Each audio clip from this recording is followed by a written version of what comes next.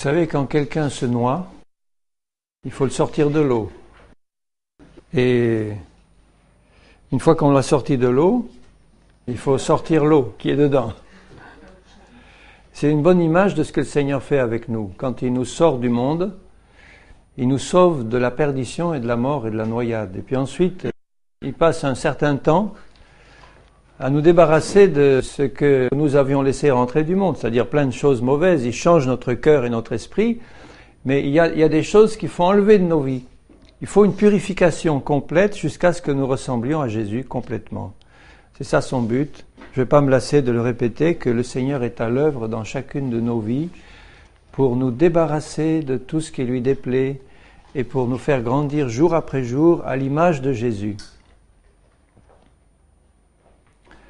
Alors ça, quand on l'a compris, on accepte le traitement du Seigneur. Non seulement on l'accepte, mais on le désire. On dit, Seigneur, je ne veux pas rester là où je suis. Je veux que tu me conduises vraiment là où tu veux, par les moyens que tu as choisis toi, et que tu fasses un travail profond. Vous voulez que le Seigneur fasse un travail profond dans vos vies? Alors il ne faut plus se plaindre de rien. Parce qu'à partir du moment où on se plaint de quelque chose, c'est qu'on n'accepte pas ce que le Seigneur est en train de faire. Même quand le diable nous attaque, c'est permis par Dieu parce qu'il a un plan. Il veut nous apprendre quelque chose. Donc on n'a pas le droit de se plaindre quand la parole de Dieu dit « Rendez grâce en toutes choses et pour toutes choses en Jésus-Christ. » Car c'est là la volonté de votre Père pour vous. Donc vous voyez l'apprentissage qu'il nous faut faire. On n'est pas habitué naturellement à faire ça quand on vient au Seigneur. Il change notre cœur, c'est vrai, il nous donne des désirs nouveaux, mais après il veut nous apprendre à marcher comme Jésus. T'es d'accord à vouloir apprendre ça? Hein? Amen. Alors ce soir, je voudrais vous parler de quelque chose qui paralyse la vie de beaucoup de chrétiens et dont on a besoin d'être débarrassé au plus vite. Normalement, c'est au début de la vie chrétienne que ce nettoyage se fait, en gros, en profondeur, et puis ensuite, jusqu'à la fin de jusqu'au retour du Seigneur, il va continuer à nous perfectionner. Mais au début, il veut faire un travail. Vous savez, quand on nettoie quelque chose, on commence par débarrasser le gros, puis après, on va dans les détails. Et puis, dans les plus petits détails, jusqu'au bout, jusqu'à la perfection. Alors, ce soir, je voudrais vous parler de l'amertume. L'amertume et son contraire. Quel est le contraire de l'amer? Le doux. Donc, le contraire de l'amertume, le contraire de ce qui est amer, c'est ce qui est doux. Et la douceur. Donc, les deux notions nous parlent de quelque chose qui est sensible au goût, quoi. Quand vous mangez quelque chose d'amer, c'est pas très agréable. Quand vous mangez quelque chose de doux comme du miel, c'est agréable. Quand on n'en mange pas trop. Mais, sur le plan spirituel, l'amertume, dans la Bible et dans notre vie, peut signifier deux choses qui sont très différentes et il ne faut pas les mélanger. L'amertume veut dire deux choses bien différentes. Une première définition de l'amertume, c'est ce qui est dur, difficile, douloureux à supporter. Une épreuve pénible, une situation difficile, un deuil, une persécution, etc., où on éprouve vraiment de l'angoisse, on éprouve quelque chose de très difficile à supporter, une souffrance aiguë, ou bien une grande affliction, une douleur, un deuil, enfin tout ce qui a trait à quelque chose de très pénible à supporter et qui a donc un goût amer pour notre vie. Ça, c'est une chose. Et constamment dans la Bible, vous voyez de nombreux hommes et femmes passer au travers d'un creuset très dur, d'une épreuve, d'une fournaise, où ils ont connu l'amertume de l'épreuve. Par exemple, je vais citer un cas dans le livre de Ruth. Dans le livre de Ruth, Ruth était une Moabite, mais elle avait une belle-mère. Cette belle-mère s'appelait Naomi, ou Noémie, et Noémie, ça signifie douceur.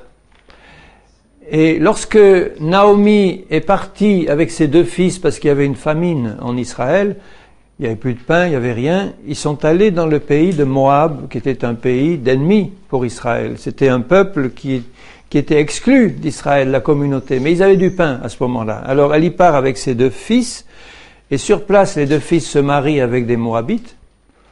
Et puis finalement, elle perd son mari, Naomi, elle perd ses 2 fils, et puis elle se retrouve donc seule avec ses 2 belles-filles, Moabites.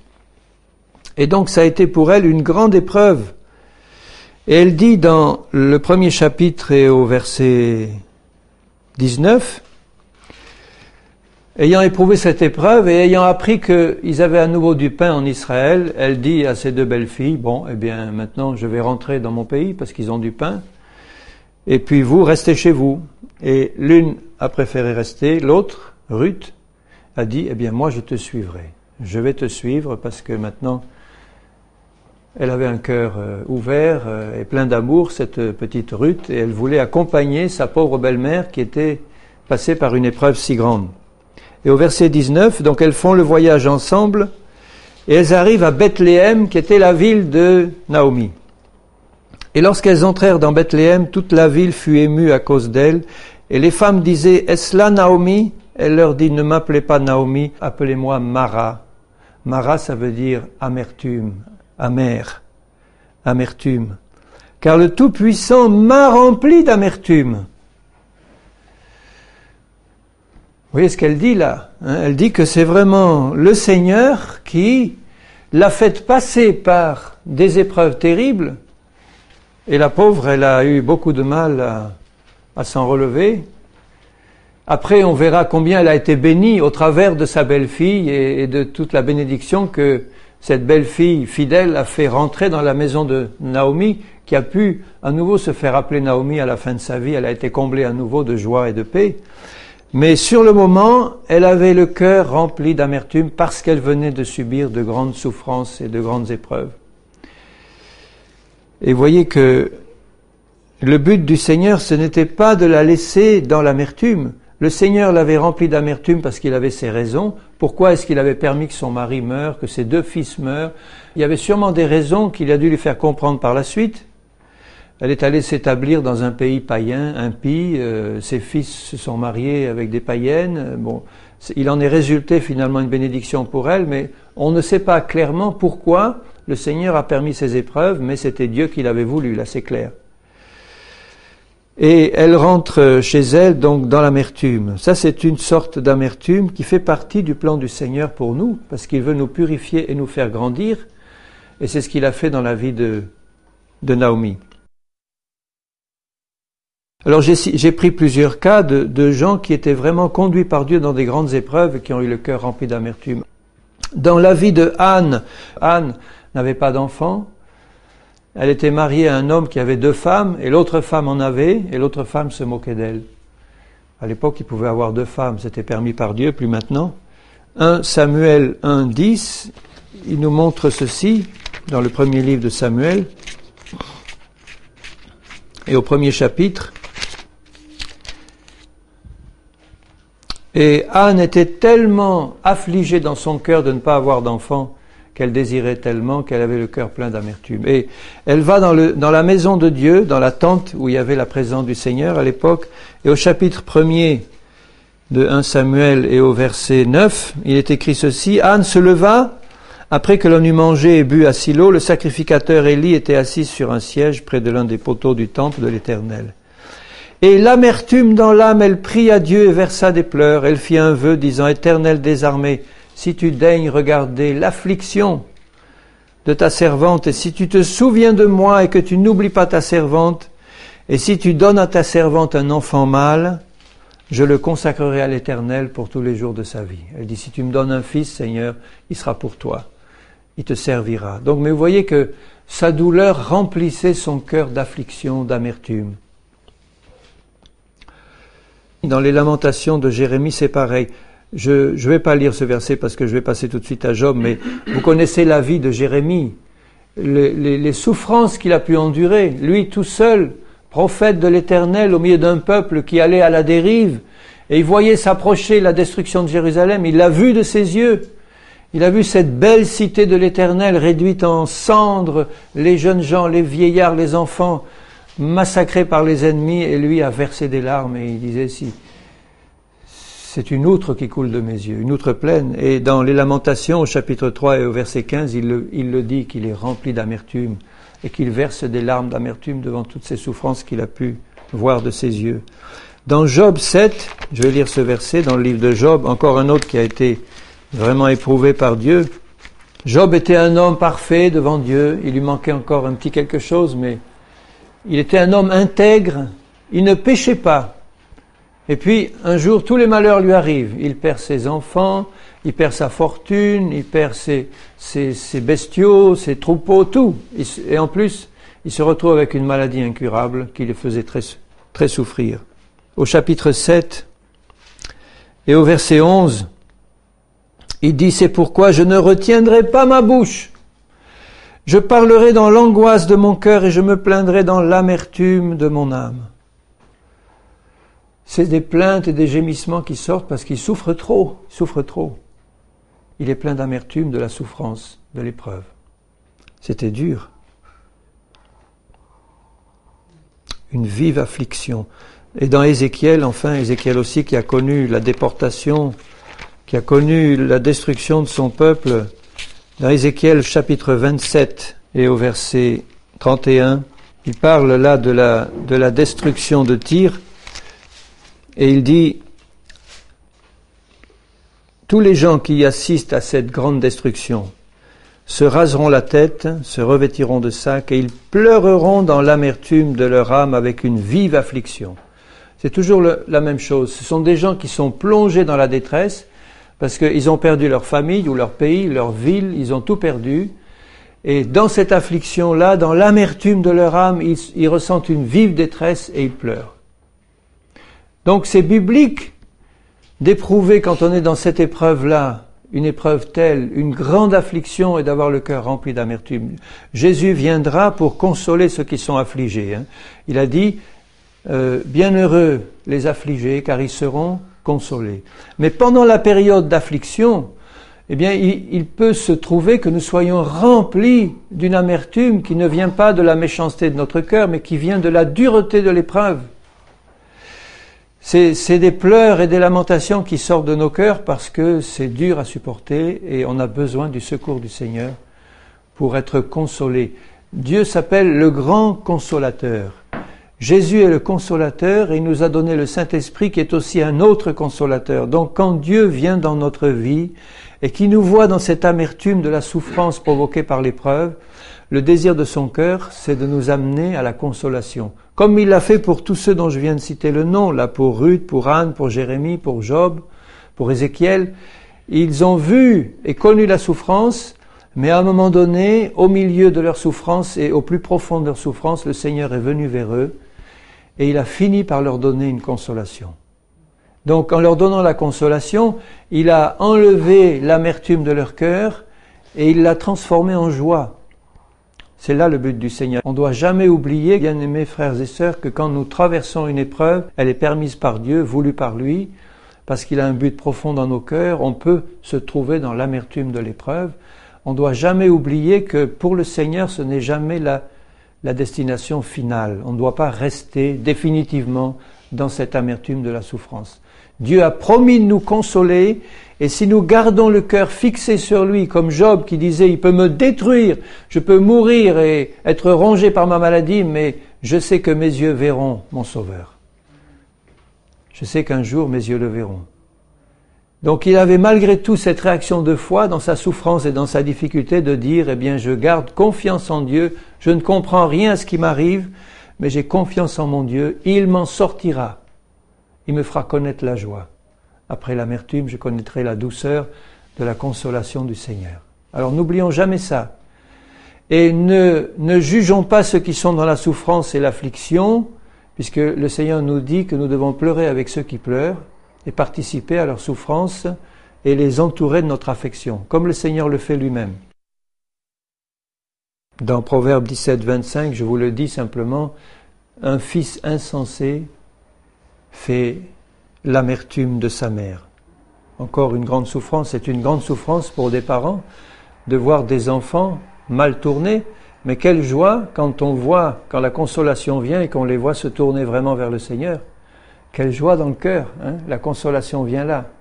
Donc, cette première amertume, je dirais pas qu'elle est bonne parce qu'elle est amère, mais disons qu'elle n'a pas de notation mauvaise au sens qu'elle ne sort pas d'un cœur méchant. C'est simplement l'épreuve qui vient sur nous et c'est l'amertume de la souffrance et de l'affliction que Dieu veut enlever par sa consolation.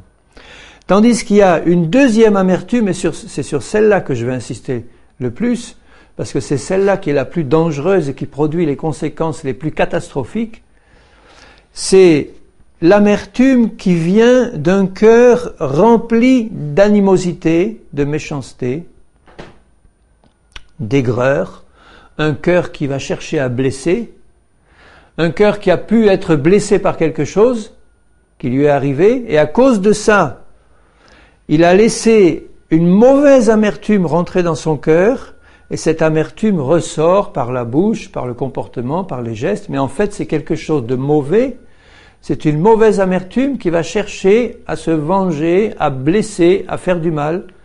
C'est une amertume pleine d'aigreur, c'est une mauvaise source qui sort du cœur, puisque le Seigneur nous dit que tout ce qui sort de notre bouche, ça vient d'abord de là-dedans. Hein. Si le cœur est bon, ce qui va sortir par la bouche, ça sera bon. Si le cœur est mauvais et plein d'amertume, ça va sortir par la bouche et par les gestes et par le comportement. Dans l'épître de Jacques, vous avez un verset qui dit ceci, au chapitre 3 et au verset 8 et suivant. Jacques dit, la langue, aucun homme ne peut la dompter. Il faut que ce soit la croix qui vienne là.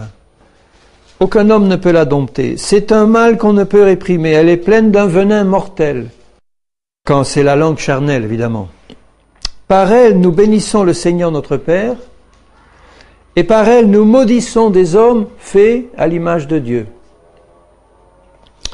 De la même bouche sortent la bénédiction et la malédiction. Alors écoutez bien les mots qu'il emploie. De la même bouche sortent la malédiction et la bénédiction. Il ne faut pas, mes frères, il parle à des chrétiens, donc ce sont des chrétiens à qui ça arrive, ça. Il ne faut pas, mes frères, qu'il en soit ainsi. Ça, c'est Jésus qui nous parle. Jésus qui nous dit, je ne veux pas voir ça dans ta vie. Que de cette bouche-là, qui avait été faite par Dieu pour louer le Seigneur et ne faire sortir que des paroles de Dieu, que de cette bouche-là, il sorte des malédictions, il ne faut pas qu'il soit ainsi au milieu de vous. La source fait-elle jaillir par la même ouverture de l'eau douce et l'eau amère? Vous voyez, il associe l'eau douce à la bénédiction et l'eau amère à la malédiction. Donc, un cœur amer et une bouche amère, c'est une bouche qui lance des malédictions. L'amertume est une source de malédiction dans le cœur. Et il ne faut pas qu'il en soit ainsi, parce que si vous allez dans une belle montagne bien propre et que vous vous trouvez à côté d'une belle source, c'est impossible que de la même source il sorte en même temps de l'eau sale et de l'eau propre. C'est ou l'un ou l'autre. Alors si un jour il sort de l'eau propre de cette source, et puis qu'un autre jour, vous allez le lendemain, il sort de l'eau boueuse, et qu'ensuite le surlendemain, il se passe quelque chose là, un peu plus loin, que vous avez besoin de comprendre. Ça veut dire qu'il y a forcément deux arrivées. Il y en a une qui vient d'une origine propre et une autre qui vient d'une autre origine qui est sale, et puis ça arrive à se mélanger ou à sortir à des moments différents de la même source. C'est pas normal, ça. D'un cœur de chrétien ne doit sortir que la bénédiction. Et ça sort par sa bouche, donc il ne doit plus y avoir une trace d'amertume. Un figuier peut-il produire des olives? Et vous connaissez le goût de l'olive quand elle n'est pas traitée. Hein. Tandis que la figue, une bonne figue, c'est doux. C'est doux. Bon, c'est sûr que quand on traite l'olive, on peut en faire quelque chose de bon aussi. Hein. Donc quand le Seigneur nous fait passer par son traitement, ça élimine l'amertume. Ça devient mangeable. De l'eau salée non plus ne peut pas produire de l'eau douce. Et il ajoute, je vais lire la suite au verset 13 parce que c'est important de comprendre ce qu'il veut dire. Lequel d'entre vous est sage et intelligent? Donc vous voyez que la suppression de l'amertume de notre cœur et de notre vie montrera que nous avons atteint la sagesse et l'intelligence de Dieu. Si nous sommes sages et intelligents devant Dieu, l'amertume va disparaître de notre vie, de notre bouche, de notre cœur. Donc qui est sage et intelligent? Qu'il montre ses œuvres par une bonne conduite, avec la douceur de la sagesse. Donc la sagesse est associée à la douceur. Et l'amertume est associée à quoi? Le contraire de la sagesse, c'est quoi? La folie. Le chrétien qui a un cœur amer est un chrétien fou, insensé. Il ne se rend même pas compte des conséquences que ça peut avoir pour lui, pour les autres et pour Dieu. C'est de la folie pure. Pour Dieu, mais souvent on ne s'en rend pas compte. On se laisse aller à sortir l'amertume, mais si on se rendait compte devant le Seigneur des catastrophes que ça peut provoquer, c'est une malédiction, c'est une source de mort, de ténèbres, de destruction, pour nous et pour les autres. Et il ajoute, mais si vous avez dans votre cœur un zèle amer et un esprit de dispute, vous voyez que l'amertume est associée à un zèle amer, un esprit de dispute. Ne vous glorifiez pas et ne montez pas contre la vérité, cette sagesse n'est pas celle qui vient d'en haut, mais elle est terrestre, charnelle, diabolique. Donc l'amertume est caractérisée comme venant du diable, de la chair, mais ça vient du diable parce que notre chair créée par Dieu au départ, elle était propre, elle était pure. C'est quand le péché est entré avec la tentation que la chair est devenue diabolique. Et avec la chair diabolique est venue cette amertume qui est si désagréable à goûter pour les autres et pour Dieu, et pour soi-même aussi. Et là où il y a un zèle amer et un esprit de dispute, il y a du désordre et toutes sortes de mauvaises actions. Donc l'amertume est associée à la malédiction, elle est associée au désordre, elle est associée à la mort, elle est associée à toutes sortes de mauvaises actions, elle est associée à la folie. La sagesse d'en haut est premièrement pure comme une source qui sort vraiment du ciel, du trône de Dieu. Ensuite, pacifique, modérée, conciliante, pleine de miséricorde et de bons fruits. Donc la douceur du caractère de Jésus est associée à la pureté, à la paix,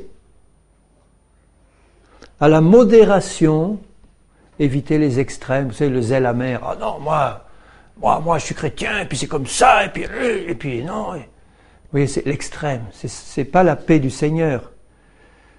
Bienheureux ceux qui procurent la paix, car ils seront appelés fils de Dieu.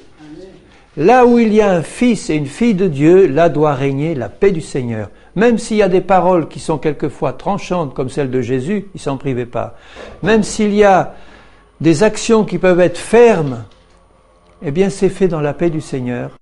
Et la paix du Seigneur remplit le cœur de celui qui prononce ces paroles. Pacifique, modérée, conciliante, on cherche l'accord, la conciliation, pleine de miséricorde. Vous voyez que la miséricorde peut très bien aller avec la sévérité. J'ai été enseignant pendant des années et les meilleurs professeurs que j'ai connus, c'était ceux qui étaient les plus sévères et les plus miséricordieux en même temps. C'est-à-dire qu'il y avait à la fois la sévérité de pousser leurs élèves en leur disant « Je ne laisserai rien passer, mon petit, mais tu vas apprendre avec moi. Mais attention, j'ai un cœur miséricordieux, c'est-à-dire que je sais admettre l'erreur, je sais te redonner une deuxième, une troisième chance, je sais t'aider, je sais te montrer le chemin. Mais il y a une main ferme derrière. » C'était les meilleurs profs. Tandis que ceux qui étaient gentils, gna mais qui laissaient tout faire, bon, c'était la pagaille. Ceux qui étaient sévères, mais sans amour, c'était pas mieux non plus. Les élèves n'avaient pas envie de travailler avec eux. Donc on a un maître qui est Jésus, qui est à la fois d'une fermeté absolue, puisqu'il va un jour paître toutes les nations avec une verge de fer, mais qui est rempli d'amour, de miséricorde et de compassion. Les deux sont associés. La justice, l'amour, la sévérité de Dieu et la compassion du Seigneur. Et dans la vie du chrétien, il doit en être de même. Il n'y a aucune amertume, aucune trace d'amertume dans le caractère de Jésus. Si ce n'est la première dont je parlais, c'est-à-dire l'amertume de la souffrance et de la croix qu'il a connue. Et le fiel qu'il a goûté aussi à la croix. Mais donc c'était celle-là, c'était la bonne. Enfin la bonne, vous me comprenez. C'était pas celle qui sortait d'un cœur mauvais. Je lis la fin du verset 17. Pleine de miséricorde et de bons fruits, exempte de duplicité et d'hypocrisie, ça veut dire que l'amertume est associée à l'hypocrisie. Celui qui a un cœur amer aura tendance à être hypocrite parce qu'il ne veut pas montrer ce qu'il y a dans le fond. Le religieux est un gars plein d'amertume. Regardez les pharisiens. Ils étaient pleins d'amertume devant Jésus, de jalousie, mais ils ne le faisaient pas voir. C'était caché dans le fond du cœur et Jésus leur dira, vous avez la façade bien blanchie comme des tombeaux qu'on peint avec une belle peinture blanche, mais dedans vous êtes plein d'ossements pourris, des choses qui sentaient mauvais. Il ne faut pas, bien aimé, que nous soyons comme ça devant le Seigneur. Il ne faut pas. Le fruit de la justice est semé dans la paix par ceux qui recherchent la paix. L'amertume que je viens de décrire est le produit donc d'un cœur méchant et mauvais. Quand le Seigneur nous a changés, il nous a donné un cœur nouveau. Et à partir de là, il nous demande d'apprendre à ne plus marcher par la chair, mais par l'esprit. Donc, il va nous faire comprendre tout ce qui vient encore dans nos réactions de notre cœur mauvais, et qui peut encore se trouver dedans, comme je le disais pour le noyer tout à l'heure, il nous a sortis de tout ça, mais maintenant il veut nous débarrasser de tout ce qui reste du passé. Parce que ça n'a plus rien à voir dans notre vie. Et une des choses qu'il veut enlever en premier, c'est l'amertume. Ça cause trop de dégâts. Le fiel amer. Il faut bien comprendre que ce fiel amer vient d'un cœur méchant. Quand nous sommes au Seigneur, nous n'avons pas besoin d'avoir un cœur méchant, c'est fini. Dans Jérémie 4, verset 18, « C'est là le produit de tes voies et de tes actions, c'est le produit de ta méchanceté. Certes, cela est amer, cela pénètre jusqu'à ton cœur. » Donc Jérémie dit bien que l'amertume qui a pénétré jusqu'au fond de son cœur, c'était le produit de sa méchanceté. De ses voies et de ses actions. En fait, un cœur amer, c'est l'état normal de quelqu'un qui ne connaît pas Jésus, de ces gens qui nous entourent et dont nous faisions partie avant. Sans connaître Jésus, nous avions un cœur non régénéré et c'était un cœur naturellement plein d'amertume. Regardez ce qu'il dit dans Romains 3 et verset 14, l'apôtre Paul, en décrivant justement l'état de celui qui ne connaît pas Jésus. Dans Romains 3, verset 14, il dit, en parlant des hommes, il dit, je lis à partir du verset 10, « Il n'y a pas de juste, pas même un seul. » Pas un seul juste sur la terre, sauf quand on devient chrétien, bien sûr, qu'on est changé. « Personne n'est intelligent, nul ne cherche Dieu, tous sont égarés, tous sont pervertis, il n'y en a aucun qui fasse le bien, pas même un seul. Leur gosier est un sépulcre ouvert, ils se servent de leur langue pour tromper, ils ont sous leurs lèvres un venin d'aspic, un venin de vipère, toujours la langue, leur bouche est pleine de malédiction et d'amertume. Il associe encore l'amertume à la malédiction. Et ils ont les pieds légers pour répandre le sang. Donc il ne faut pas jouer, attention frères et sœurs, là je vous dis quelque chose de sérieux. Il ne faut pas jouer avec l'amertume parce qu'elle entraîne derrière elle la malédiction. Ne croyez pas que c'est quelque chose de léger, de bénin, que quand on se laisse aller à exprimer l'amertume parce qu'on a été maltraité ou qu'on a une réaction d'amertume, on dit bon, c'est normal, c'est la nature humaine, ça va passer, je me connais, c'est juste un petit quelque chose. Et on est indulgent envers l'amertume, on la laisse aller et on ne se rend pas compte des dégâts qu'elle cause et de la malédiction dont elle est la source. C'est l'une des caractéristiques de la chair. des œuvres de la chair. Puisque l'amertume est associée à un esprit de dispute, à de l'animosité, à un esprit de vengeance, à un esprit de colère, enfin tout ce qui est associé à ce type d'esprit-là, hein, vous voyez. Donc tout ça, cette amertume-là produit tous ces types de réactions. Mais la source est l'amertume. Quand un chrétien appelé Simon se convertit, dans Acte 8, 23, c'était un sorcier, un magicien, dans Acte 8, verset 23. Il se convertit, et au verset 13, il est dit, Simon lui-même crut, Acte 8, 13. Simon le magicien, c'était un gars qui faisait de la magie, de la sorcellerie, il était très puissant, et il se convertit, il crut, et après avoir été baptisé, il ne quittait plus Philippe. Donc il croit et il est baptisé. Jésus a dit, celui qui croit, est-ce qu'il sera baptisé? Qu'est-ce qu'il est? Il est sauvé. Dieu l'a pris tel qu'il était, ce Simon. Il crut et il fut baptisé. Donc, d'après la définition que Jésus donne lui-même, il est sauvé, il est chrétien. Mais, il avait le cœur qui n'était pas débarrassé de tout ce qu'il y avait dedans encore. Hein. Bon, je ne sais pas après ce qu'il est devenu, mais j'espère pour lui qu'il s'est bien repenti. Alors, il a voulu acheter le don du Saint-Esprit avec de l'argent, et ça ne plaît pas du tout ni au Saint-Esprit ni à Pierre, puisqu'au verset 20, Pierre lui dit que ton argent meure avec toi. Ça veut dire que ce que tu as dit là te rend digne de mourir et ton argent avec toi. Que ton argent périsse avec toi, puisque tu as cru que le don de Dieu s'achetait à prix d'argent. Les dons de Dieu, ils sont gratuits. Il n'y a pour toi ni part ni lot dans cette affaire. Car, écoutez bien, ton cœur n'est pas droit devant Dieu. Repens-toi de ta méchanceté. Donc il y avait une voie de sortie pour lui. Hein. Et prie le Seigneur pour que la pensée de ton cœur te soit pardonnée s'il est possible, car je vois que tu es dans un fiel amer et dans les liens de l'iniquité. Donc vous voyez que le péché horrible de Simon, qui voulait acheter le don de Dieu, acheter le don du Saint-Esprit, etc. Aujourd'hui, je connais un certain nombre de situations ou de dénominations où on dirait, bon, c'est quand même pas si grave que ça, cette phrase, c'est un jeune converti, il faut quand même lui laisser le temps, bon, il a dit une phrase en l'air, c'est pas si grave. Alors que Pierre voit que c'est extrêmement grave.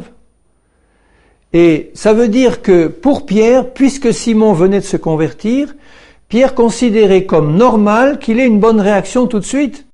Il n'avait pas besoin d'attendre 20 ans de purification, d'apprentissage chrétien pour avoir un cœur droit.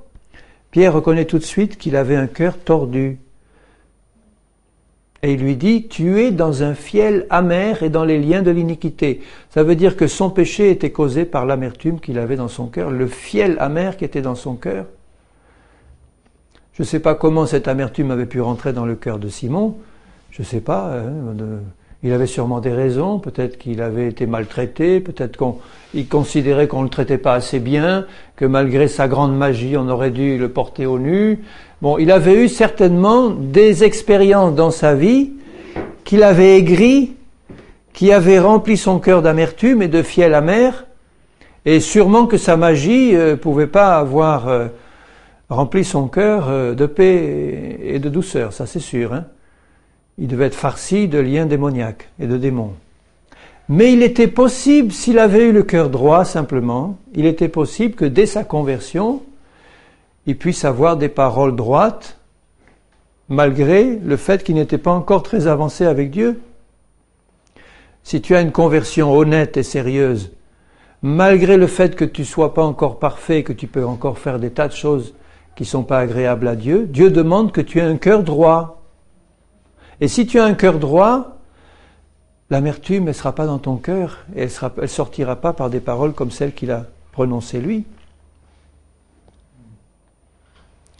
Et Simon, il commence à prendre peur, et priez vous-même pour moi pour que ça ne m'arrive pas. Hein.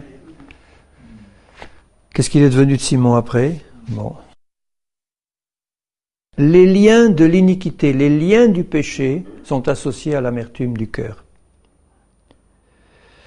Alors, vous voyez le tableau, hein?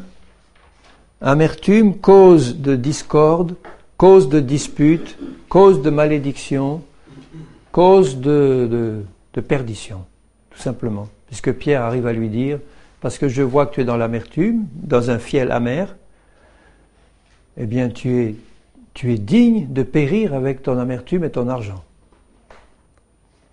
Pierre discernait trop que un homme comme Simon dans l'Église, s'il ne réglait pas ça tout de suite devant Dieu par la repentance et la prière, il allait être une source d'infection pour toute l'Église. Et dans Hébreux 12 et au verset 15, il est écrit ceci, Hébreux 12, verset 15,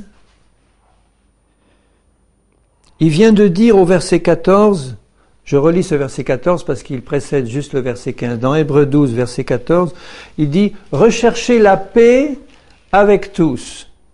Vous savez que la paix est associée à la douceur, que la dispute est associée à l'amertume du cœur. « Et recherchez la sanctification sans laquelle nul ne verra le Seigneur ». Alors, est-ce que vous croyez que l'amertume est un signe de sanctification ? Pas trop, hein ? Et il ajoute aussitôt, « Veillez à ce que personne ne se prive de la grâce de Dieu. » Comment ? « À ce qu'aucune racine d'amertume, poussant des rejetons, ne produise du trouble, et que plusieurs n'en soient infectés. » Plusieurs, ça veut dire beaucoup en grec. Et il termine en disant, « Vous savez que plus tard, voulant obtenir la bénédiction, il fut rejeté, bien qu'il la sollicitât avec larmes. » En parlant d'Ésaü. Alors, il associe donc l'amertume au trouble et à l'infection. L'infection, c'est quelque chose qui est en train de pourrir parce que c'est mort. Donc vous voyez que l'amertume sort directement du cœur de Satan parce que c'est la mort qui l'entraîne et c'est quelque chose qui a tendance à produire des rejetons, à se développer comme une mauvaise herbe pour entraîner la mort. L'infection, c'est la mort. Et alors, le problème de l'infection, c'est que si on ne l'arrête pas, elle se propage, elle s'étend partout. Dans un corps donné, si on n'arrête pas une source d'infection, à un moment donné, eh bien, ça se propage dans tout le corps, dans toute l'Église du Seigneur, dans toute une vie de chrétien. Il n'y a rien de plus pitoyable qu'un chrétien qui arrive à la fin de sa vie chrétienne un cœur rempli d'amertume. Amertume, apitoiement sur lui-même, plainte, rien qui va, voit tout en noir, des critiques tout le temps, que des critiques, que des choses qui vont pas, que de l'amertume qui sort. C'est horrible de voir une vie de chrétien arriver à cet état-là. C'est quelqu'un qui, au début, n'a pas discerné qu'il y avait une petite source qui commençait à jaillir, d'amertume, d'aigreur, d'animosité, de critique, et qui peu à peu a infecté toute sa vie.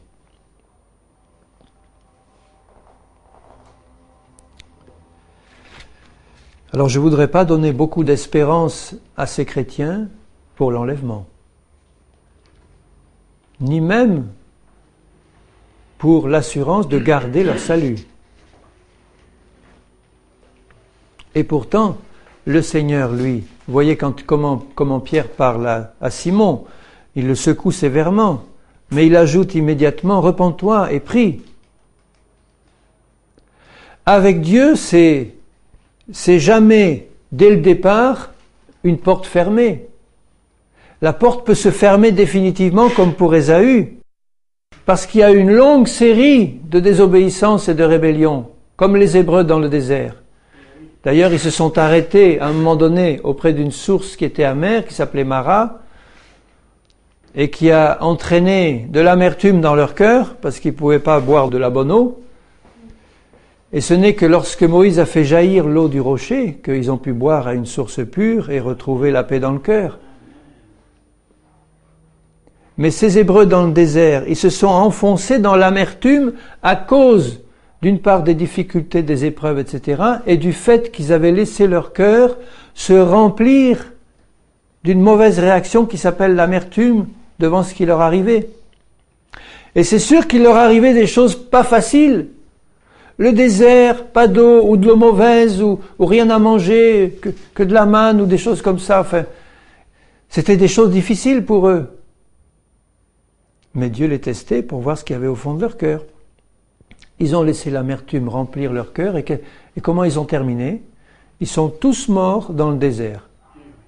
Sauf ceux qui avaient gardé la foi en Dieu, et qui avaient le cœur rempli d'espérance et de foi. Qui se laissaient pas démonter par les géants du pays, qui se laissaient pas démonter par les épreuves et les difficultés, qui se sont pas laissés envahir de critiques et de récriminations contre Dieu et contre les autres parce qu'il leur arrivait toutes ces épreuves. L'amertume a toujours une cause qui nous paraît juste à nous. Lorsque nous sommes traités d'une manière difficile par quelqu'un, lorsque nous sommes injustement traités en particulier, ou lorsque nous avons le sentiment d'être injustement traités, c'est là que l'amertume de la chair est prête à ressortir le plus facilement.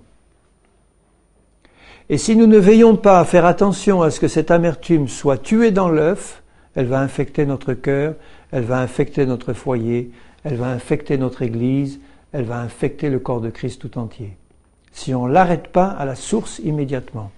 Il faut avoir les papilles spirituelles exercées pour reconnaître ce qu'on est en train de boire. Dès qu'on sent un petit goût d'amertume, Seigneur, ça va pas. Je suis en train de boire à une eau qui vient plus de ta source à toi. Il faut arrêter ça. Ça vient de la source de Satan. Je veux pas laisser mon cœur rempli de la source de Satan, Seigneur. Je veux le laisser remplir de ta source à toi. La bonne source. Celle qui vient de Jésus. Et je vais parler un peu de douceur, parce que comme c'est le contraire de l'amertume, c'est bien en terminant de comprendre un peu ce que c'est que la douceur. La douceur, c'est le caractère même de Jésus. Et la fermeté, mais la douceur avant tout.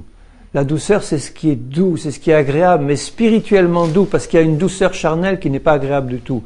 Une douceur mièvre et une douceur sans colonne vertébrale, une douceur qui n'est pas la douceur spirituelle de Jésus. La douceur de Jésus, elle est merveilleuse, elle est pleine de compassion, de bons fruits. Dans 1 Pierre 3,4, je me régale toujours à lire ce verset, parce qu'il concerne les femmes et il concerne l'Église de Jésus, qui est aussi spirituellement la femme de Jésus. Dans 1 Pierre 3, verset 4, il dit, verset 3, « Ayez non cette parure extérieure, qui consiste dans les cheveux tressés, etc., ou dans les comportements extérieurs agréables, ou hypocrites, les ornements d'or, les habits qu'on revêt, mais ayez la parure intérieure et cachée, dans le cœur, la pureté incorruptible d'un esprit doux et paisible qui est d'un grand prix devant Dieu. » Voilà, c'est le contraire de l'amertume, ça.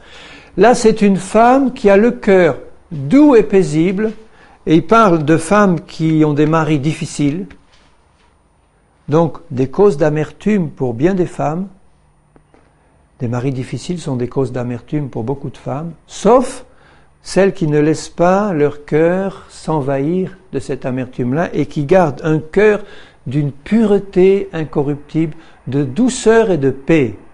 Donc, bien-aimés, quelles que soient les choses qui nous arrivent, que nous ayons un mari ou une femme difficile, ou une église difficile, ou un pasteur épouvantable, ou des événements qui nous arrivent, ce qui compte pour Dieu, c'est que la source, ça vient de notre cœur, les sources de vie viennent du cœur, que la source soit conservée pure de toute amertume, dans la paix et dans la pureté. Et pour ça, il faut rester en communion avec celui qui est la source de la vie, Jésus, qui est la paix même, qui est la source de vie. Donc, là, il dit, la pureté incorruptible d'un esprit doux et paisible. Vous voyez que la douceur est associée à la paix. L'amertume est toujours associée à la guerre. Un zèle amer, un esprit de dispute, ça va toujours ensemble. L'amertume, quand vous voyez un chrétien en guerre, sauf quand il est rempli du Saint-Esprit et qu'il est en guerre contre Satan, Hein, mais quand vous voyez un chrétien en guerre contre les uns, contre les autres, et qui, bon, pouvez être sûr qu'il y a l'amertume dans son cœur. Le chrétien qui est rempli de l'esprit, il sera comme Jésus. Il sera en guerre contre le péché, il sera en guerre contre le diable, mais il ne sera pas en guerre avec un zèle amer pour faire le Zorro dans l'église et pour tout casser, pour que ça marche comme sur des roulettes. Ça, c'est le zèle amer, l'esprit de dispute. Donc, quand nous sommes remplis de l'esprit de Jésus, ça veut dire que nous aurons la douceur, donc la capacité de reprendre les autres dans l'esprit du Seigneur, avec douceur. Ça, c'est important de le dire, parce que regardez ce qu'il dit dans 2 Timothée 2, 25. Dans 2 Timothée 2, 25, le Seigneur nous demande de nous exhorter les uns les autres. Nous exhorter, ça veut dire nous reprendre quand quelque chose ne va pas. Il faut le faire. Celui qui ne le fait pas pêche devant Dieu. Mais il faut le faire avec douceur et pas amertume. Parce que si nous avons le cœur dans l'amertume, nous ne sommes pas qualifiés pour reprendre nos frères. Parce qu'on va les reprendre avec un esprit de dispute et ça va augmenter le problème. Donc si nous commençons à reprendre les autres, c'est bien, il faut le faire parce que ça veut dire qu'on accepte d'être pris aussi. Mais il faut le faire après avoir soigneusement veillé à ce que l'amertume ne se trouve pas dans le cœur, au moins au moment où on est en train de les reprendre. Sinon, c'est la dispute qui s'engage. Et de même pour ceux qui sont repris. Veillez à ce que l'amertume ne rentre pas à ce moment-là. Parce que c'est l'occasion rêvée pour le diable de l'y mettre. Alors dans 2 Timothée 2, verset 25, il parle des serviteurs de Dieu. Et il dit que ce serviteur-là doit redresser avec douceur les adversaires dans l'espérance que Dieu leur donnera la repentance pour arriver à la connaissance de la vérité et que, revenus à leur bon sens, ils se dégageront des pièges du diable. Donc vous voyez, le Seigneur, il nous exhorte. C'est un apprentissage, on n'y arrive pas du premier coup, on se plante souvent, ou on n'y arrive pas du premier coup, il faut apprendre ça du Seigneur. Mais le Seigneur veut faire de nous des hommes et des femmes remplis de la douceur de Jésus, de la miséricorde et de la compassion de Jésus, capables de nous exhorter les uns les autres et capables de nous reprendre dans la douceur pour que la repentance puisse agir. Parce que s'il y a un esprit de dispute, le Saint-Esprit s'en va et la repentance ne se fait pas, c'est évident. Vous avez déjà assisté à des disputes entre chrétiens, ou vous-même étant chrétien, ça vous est arrivé de vous disputer encore. Vous avez remarqué combien c'est difficile à la repentance de s'installer quand il y a une dispute entre deux chrétiens ou entre mari et femme. On n'est pas dans un état de repentance, il faut attendre un petit peu pour que la paix revienne et puis que le Saint-Esprit nous parle en disant « Bon, maintenant demande pardon ». Mais je pouvais pas demander pardon avant quand j'avais le cœur rempli de disputes, ça, impossible. Ou alors c'était du bout de lèvres et ça n'avait aucun sens. Tandis que quand je reviens à la paix du Seigneur, le Saint-Esprit vient et là je reçois la repentance. Et là je peux reprendre. Au chapitre 4, il le dit aussi, au verset 2, il dit à Timothée qui était un jeune serviteur de Dieu, il dit Paul qui était déjà le vieux, je t'en conjure Timothée, c'est-à-dire je t'en supplie mais avec force. Il dit, insiste en toute occasion, favorable ou non, reprends, censure, exhorte, mais attention, avec toute douceur et en instruisant, ça veut dire en expliquant ce que tu es en train de faire. Il nous le demande à chacun, ça, le Seigneur. Il le demande à l'intérieur du couple, avec douceur et en instruisant. Mais, attention, que l'amertume n'y soit pas. Est-ce que, je voudrais vous poser une question franche, est-ce que vous êtes capable de reconnaître lorsque vous êtes dans l'amertume ou pas? Oui ou non? C'est évident. Pour moi, c'est évident. Moi, je le sens très bien pour ma part quand je suis dans l'amertume. Donc, à ce moment-là, je suis responsable devant Dieu. Si je fais quoi que ce soit, alors que je sais que mon cœur est dans l'amertume, je suis coupable devant Dieu. La seule chose que j'ai à faire, c'est d'aller me placer devant Jésus en disant, Seigneur, pardon, je me rends compte que je suis plein d'amertume. Je sais, ce goût-là, je le reconnais, Seigneur, je le reconnais. J'arrête, Seigneur, pardonne, vide-moi de ça et remplis mon cœur de ta douceur pour que je puisse continuer à marcher avec toi. À faire quoi que ce soit, sinon je fais rien de bon, je vais tout casser. Et celui qui est la douceur même, Jésus, il va m'apprendre ça. Ah, il va m'apprendre. Si je le laisse me travailler, dans 1 Pierre 3, verset 15, il dit, d'abord il dit au verset 14, il dit, si vous souffrez pour la justice, vous êtes heureux. Et je lis ça parce que c'est important, parce que le plus souvent, l'amertume rentre dans nos cœurs quand on est injustement traité. Ça, c'est radical. C'est là que Satan intervient. La chair n'aime pas être injustement traitée.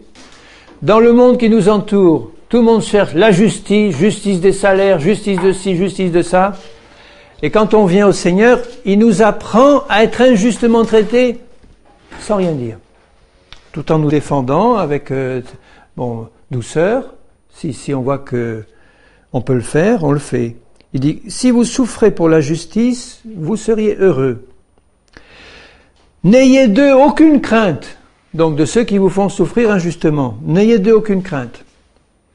Et ne soyez pas troublés, mais sanctifiez dans vos cœurs le Seigneur, étant toujours prêt à vous défendre, pas toute griffe dehors, en disant, comment tu m'as traité, moi, hein?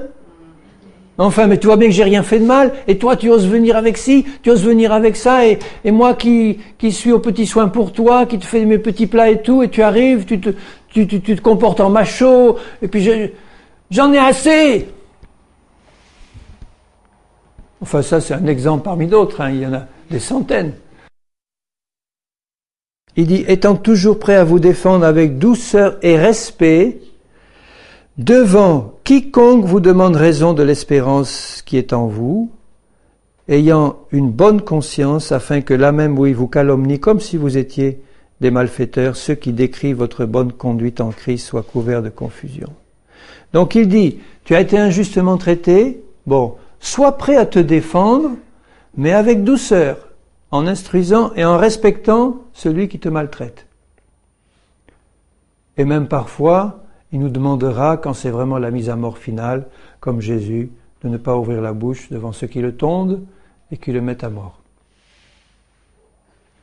Rien, tais-toi, parce que Dieu, lui qui voit tout, il va te rendre justice un jour. T'inquiète pas. Toi, tu vas pouvoir prier pour ceux qui te maltraitent et qui te font du mal, mais en aucun cas ne laisse la moindre trace d'amertume rentrer dans ton cœur. Et soyons reconnaissants au Seigneur de nous donner le Saint-Esprit pour nous permettre de nous rendre compte quand l'amertume est là. Et quand l'amertume est là, ça se traduit toujours par des plaintes, par des récriminations, par des critiques, par tout ce qui est associé à l'amertume. Donc, la capacité de reprendre et de redresser est associée à la douceur. L'amertume nous rend incapables de redresser ou de reprendre. Et comme c'est une fonction tellement importante dans le corps de Christ, il faut que nos cœurs soient remplis de douceur, de la douceur de Christ. Je lirai encore 2 autres passages, dans Éphésiens 4. Si je réalisais que derrière l'amertume, il y avait la haine, mais j'aurai l'occasion de le dire, puisque c'est ce que j'ai en train de... Enfin, dans la deuxième référence. Dans Éphésiens 4, et au verset 2, Éphésiens 4 et verset 2. Il dit ceci, « Je vous exhorte, verset 1, « Moi, le prisonnier dans le Seigneur, à marcher d'une manière digne de l'appel qui vous a été adressé. » On a un appel tellement élevé, tellement grand, qu'il faut qu'on marche d'une manière digne de cet appel, et Dieu nous en rend capables.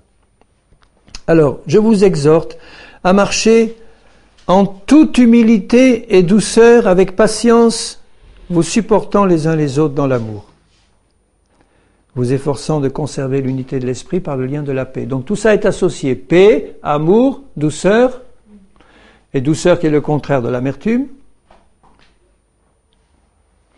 et humilité. Donc la conséquence claire et nette, c'est que l'amertume est associée à l'orgueil. L'amertume sort d'un cœur orgueilleux, toujours. puisque l'origine c'est Satan. Hein. Vous ne verrez pas une trace d'amertume dans le cœur de Jésus, parce qu'il n'y a pas d'orgueil dans le cœur de Jésus. Il n'y a que de l'humilité. Humilité égale douceur. Orgueil égale amertume. L'équation, elle est simple. On le voit ici, en toute humilité et douceur, les deux sont associés. Et c'est pour ça qu'il ajoute un peu plus loin, chapitre 4 et verset 30, « N'attristez pas le Saint-Esprit de Dieu, par lequel vous avez été scellés pour le jour de la rédemption. » Pourquoi ? « Que toute amertume, toute animosité, toute colère, toute clameur, toute calomnie, toute espèce de méchanceté disparaissent du milieu de vous. Un peu de levain fait lever toute la pâte. Un peu d'amertume perturbe toute la vie chrétienne. » Donc il associe très bien, il commence d'ailleurs par l'amertume, amertume, animosité, colère, clameur, calomnie, toute espèce de méchanceté, quoi. En fait, tout vient de là, de l'amertume nommée en premier. Il faut que ça disparaisse du milieu de nous. Donc du milieu de mon cœur en premier. Et puis enfin, dernier passage, dans Colossiens 3, verset 12, « Ainsi donc, comme des élus de Dieu, » ça ne vous réjouit pas que vous êtes élus de Dieu? Élu, ça veut dire choisi de Dieu. Choisi de Dieu, qui connaît d'avance.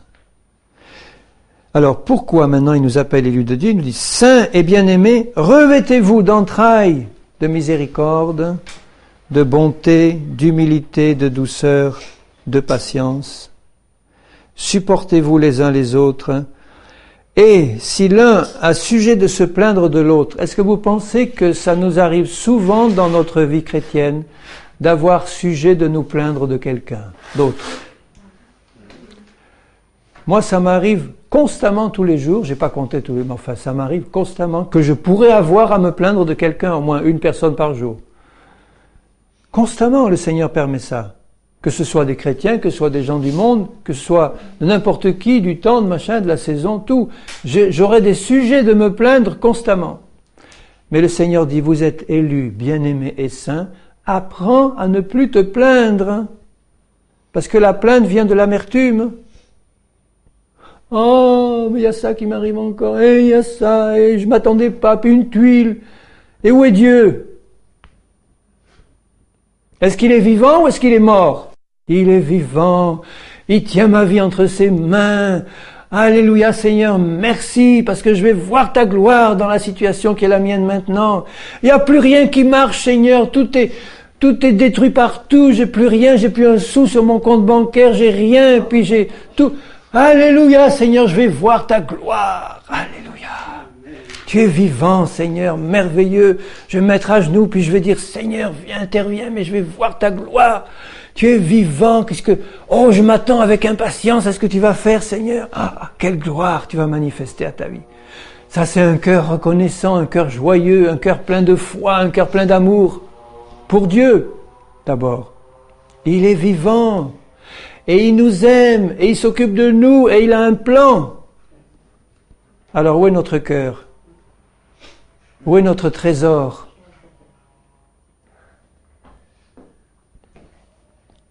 Et il dit là dans ce passage, quand il dit « Revêtez-vous d'entrailles, de miséricorde, de bonté, donc d'amour, d'humilité, de douceur, de patience », il associe clairement la douceur, qui est le contraire de l'amertume, à l'humilité, mais aussi à l'amour.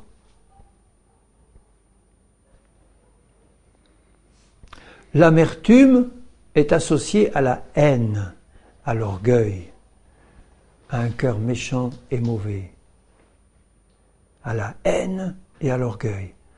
Alors, ne caressons plus notre amertume en disant, bon, c'est une petite réaction banale. Ça veut dire simplement que j'ai branché la source sur la haine et sur l'orgueil. C'est ça qui est en train de sortir. Débranchons ça, branchons-la sur la source pure qui est celle de Jésus, qui a dit « Je suis doux et humble de cœur. Venez à moi, vous tous qui êtes fatigués et chargés. Laissez pas votre amertume rentrer dans le cœur. Vous êtes fatigué et chargé. Venez à moi, la source d'eau pure, et je vous donnerai du repos. Du repos. Dans la difficulté, du repos dans la souffrance. Pas de l'amertume, du repos. Et c'est pour ça qu'il ajoute toujours dans Colossiens 3 et versets 5 à 8, il dit « Faites donc mourir ces membres-là qui sont sur la terre, puisque nous sommes morts en Christ. Si je l'ai compris que je suis mort en Christ, que l'œuvre de la croix a été faite, que j'ai reçu cette révélation, il dit maintenant, tu as donc reçu du Seigneur la capacité de faire mourir cette chair pleine d'amertume, qui veut manifester cette amertume dans tous les domaines de ta vie. Faites mourir tout ça, l'impudicité, l'impureté, les passions, les mauvais désirs, la cupidité qui est une idolâtrie. Souvent, on va critiquer tel frère ou telle sœur parce qu'il est cupide, parce qu'il est idolâtre, parce qu'il a mis la main dans la caisse ou parce qu'il a trompé sa femme. Mais nous qui laissons l'amertume sortir de notre cœur, comment on va se traiter, nous-mêmes? Avec indulgence, en disant, bon, ça tu peux. Jamais je serai, moi, idolâtre ou adultère, mais amer, oui, ça je peux. Mais c'est sur le même plan pour Dieu, même pire, parce que ça infecte tout. C'est à cause de ces choses que la colère de Dieu vient sur les fils de la rébellion. Là, les pauvres dehors, qui ne connaissent pas Dieu. Parmi lesquels vous marchiez autrefois lorsque vous viviez dans ces péchés. Mais maintenant, il leur dit bien, attention, maintenant c'est plus le cas. Vous êtes nés de nouveau. Donc, puisque vous êtes nés de nouveau, vous avez reçu un esprit nouveau, il dit, maintenant renoncez à ces choses. À la colère, l'animosité, la calomnie, aux paroles malhonnêtes ou déshonnêtes qui pourraient sortir de votre bouche, ne mentez pas les uns aux autres, etc., vous étant dépouillés du vieil homme, ayant revêtu l'homme nouveau. Donc, il est en train de dire, revêtez-vous de l'homme nouveau, mais après vous êtes dépouillés de l'ancien, le vieux, qui était rempli de colère, d'animosité, de calomnie, de paroles mauvaises, qui sont justement les conséquences de l'amertume du cœur.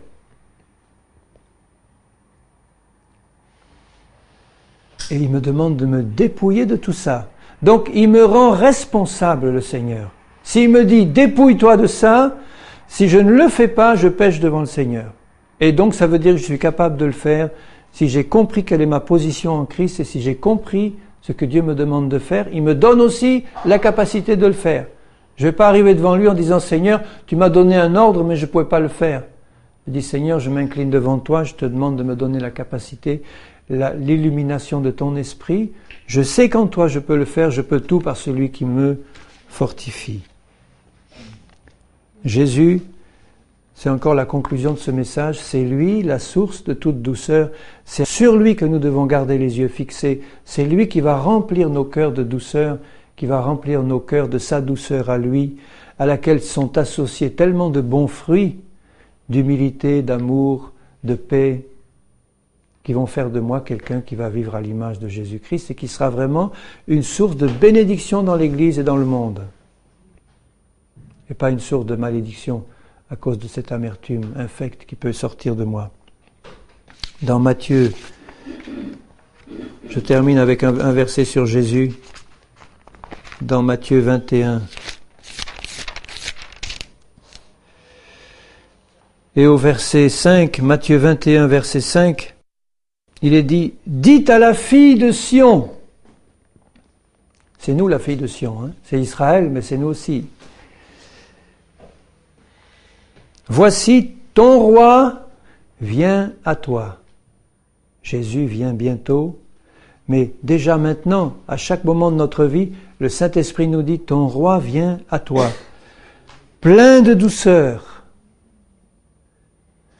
Monté sur un âne, sur un ânon, le petit d'une ânesse. Un signe d'humilité parfaite. C'est pas un cheval, un coursier fougueux sur lequel est monté Jésus. C'est sur un petit ânon qui est un signe d'humilité. Et notre roi qui vient du haut des cieux vient plein de douceur pour nous. Il va venir plein de jugement pour cette terre impie, mais pour ceux qui l'attendent, il va venir plein de douceur. Est-ce qu'il va trouver nos cœurs pleins de douceur? Quand il va attirer son Église, est-ce qu'il va attirer des cœurs pleins d'amertume?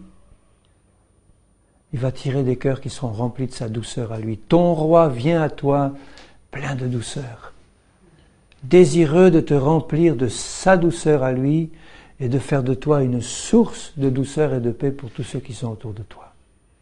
Amen. Alléluia, Jésus.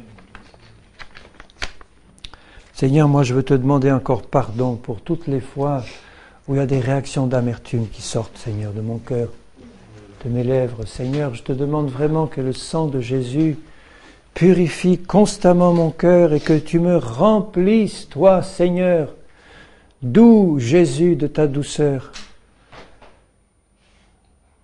pour que je sois comme toi quand tu viendras. Et pour que je sois, Seigneur, quelque chose de doux à goûter pour mes frères et mes sœurs qui m'entourent. Seigneur, qu'ils puissent goûter à une source bonne, douce, agréable. Seigneur, je te le demande comme une grâce pour chacun de nous, au nom de Jésus-Christ. Amen. Amen, Seigneur.